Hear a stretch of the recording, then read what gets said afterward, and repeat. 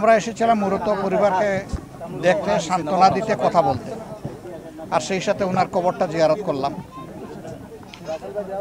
তিনি একটা আকাঙ্ক্ষা অন্তরে নিয়ে এই জীবনে একটা লড়াইয়ের মধ্যে আমাদের সাথে সামিল ছিলেন। আকাঙ্ক্ষা আর কিছু না, সেটা হচ্ছে মানুষের মুক্তি, এবং এটা আল্লাহর কোরআনের ভিত্তিতে। তার জীবদ্দশায় আকাঙ্ক্ষা তার পূরণ হলো না। আমাদের মাধ্যমে যাতে এটা পূরণ হয় আপনারা দোয়া করবেন।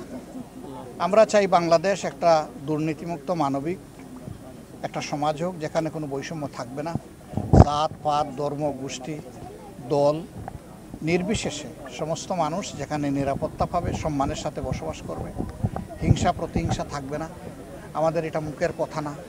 আমরা প্রচণ্ড ধরনের একটা মজলুম দল, কিন্তু বাংলাদেশ সাক্ষী, বিশ্ব সাক্ষী।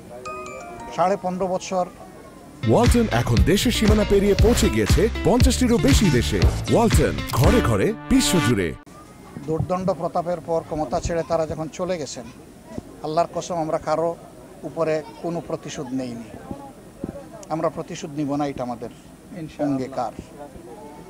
তবে যারা ক্ষতিগ্রস্ত হয়েছে তারা অবশ্যই বিচার পাওয়ার অধিকার রাখে, সেই ক্ষেত্রে আমরা সহযোগিতা করব। এটাও আমাদের অঙ্গীকার। এই জন্য আমরা বিচার চেয়েছি, সংস্কার চেয়েছি।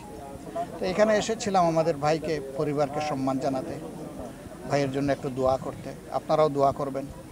এই লড়াইয়ে শুধু একটা দল হিসাবে আমরা পারবো না। আপামর জনগণকে আমাদের প্রয়োজন, কারণ জনগণের জন্যই আমাদের কর্মসূচি।